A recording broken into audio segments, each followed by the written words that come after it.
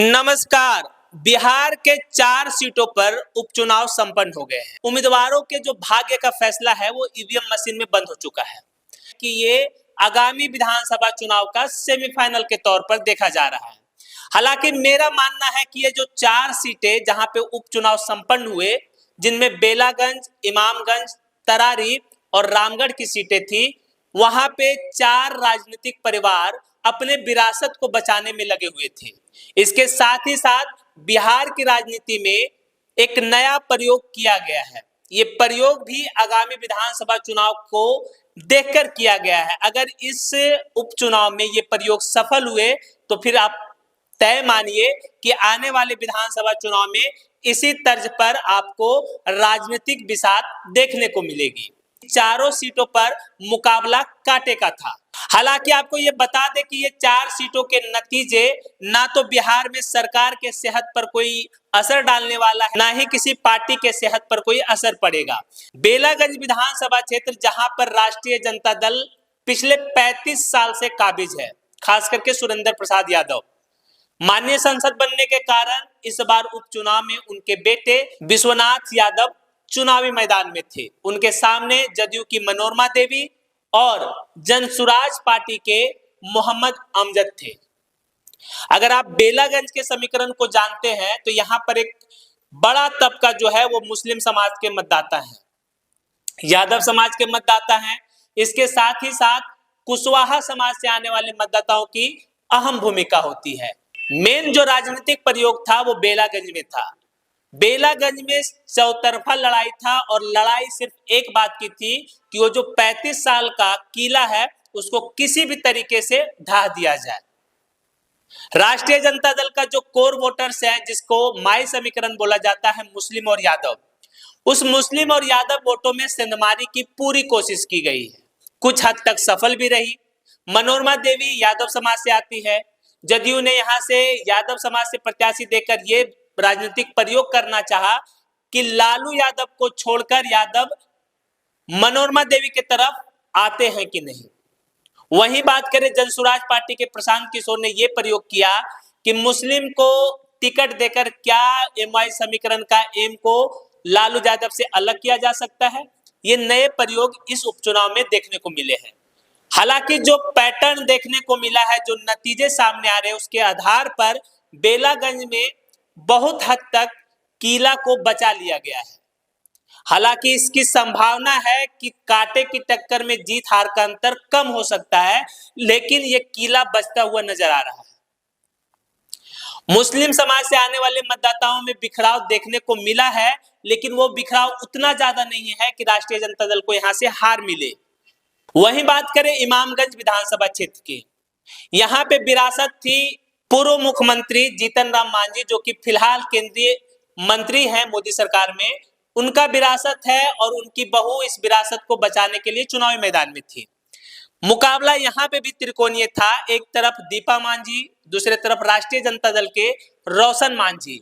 वहीं जनसुराज ने यहां से जितेंद्र पासवान, जिनके बारे में कहा जाता है कि वो शिशु रोग विशेषज्ञ डॉक्टर है, हालांकि हलफनामे में उन्होंने 12वीं पास का जिक्र किया है। नतीजा क्या होगा ये कहना मुश्किल है, क्योंकि यहाँ पे भी लड़ाई कांटे की रही। इस बार यहाँ का जो सबसे प्रमुख मतदाता है, अनुसूचित जाति के, खास करके भूया समाज से आने वाले, मुसहर समाज से आने वाले मतदाता, उनमें बिखराव देखने को मिला है। मांझी मतदाताओं ने जीतन राम मांझी से हटकर राष्ट्रीय जनता दल के पक्ष में भी मतदान किया है।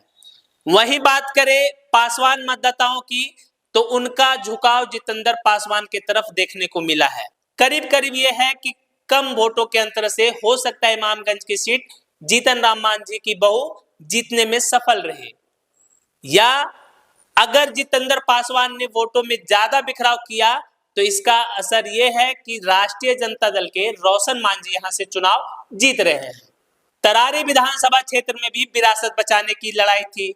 एक तरफ बाहुबली सुनील पांडे अपनी विरासत को कब्जाना चाहते थे, वहीं माले की विरासत, जिसको सुदामा प्रसाद ने बनाया रखा था, माननीय सांसद बनने के कारण यहाँ उपचुनाव हुए और माले की तरफ से यहाँ से राजू यादव चुनावी मैदान में है। राजू यादव यादव समाज से आते हैं, तो उनको राष्ट्रीय जनता दल के कोर वोटर्स का भी सहारा है।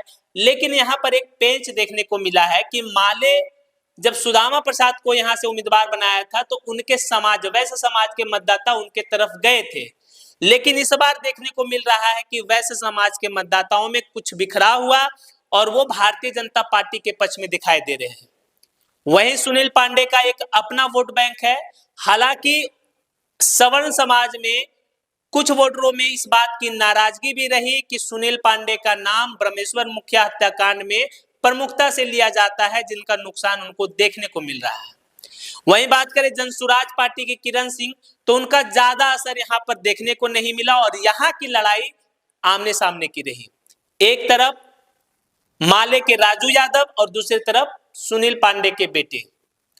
तो इस कांटे की लड़ाई में झुकाव जो है इस तरफ इस बार सुनील पांडे की तरफ ज्यादा दिखाई दे रहा है। अब बात करते हैं रामगढ़ विधानसभा क्षेत्र की, एक और हॉट सीट जहां पे फिर से विरासत बचाने की लड़ाई थी जगदानंद सिंह के लिए।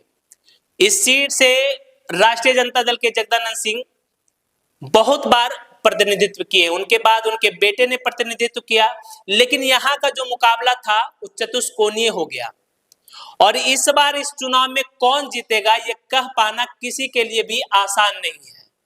समीकरण ही ऐसा बना रामगढ़ विधानसभा क्षेत्र का कि एक तरफ तो राष्ट्रीय जनता दल के अजीत कुमार सिंह थे, दूसरे तरफ सतीश सिंह उर्फ पिंटू यादव बहुजन समाज पार्टी के उम्मीदवार थे, तीसरे तरफ जनसुराज ने यहां से सुशील कुशवाहा को मैदान में उतारा और चौथे तरफ एनडीए गठबंधन के प्रत्याशी अशोक सिंह। रामगढ़ विधानसभा क्षेत्र के समीकरण की बात करें तो यहाँ पर जो निर्णायक वोटर्स है उनमें सबसे प्रमुख है राजपूत समाज के मतदाता, उसके बाद यादव समाज के मतदाता, कुशवाहा समाज और मुस्लिम समाज के मतदाता भी निर्णायक भूमिका में है। अनुसूचित जाति के मतदाता यहाँ पर सबसे बड़ी संख्या में है, जो अगर एक मुश्त किसी उम्मीदवार के पक्ष में वोट करे तो उनकी जीत सुनिश्चित है। अब बसपा के जो प्रत्याशी हैं पिंटू यादव, उनको अनुसूचित जाति के साथ साथ यादव जाति से उम्मीद है। अगर यादव जाति यहां से लालू यादव को छोड़कर पिंटू यादव के पक्ष में गया तो इस बार तय मानिए कि राष्ट्रीय जनता दल के अजीत सिंह मुश्किल में है। और ये लड़ाई पिछले बार की तरह जब यहां से अंबिका प्रसाद यादव ने बसपा के टिकट पर चुनाव जीता था, इसी तरीके का सिनारियो बना था।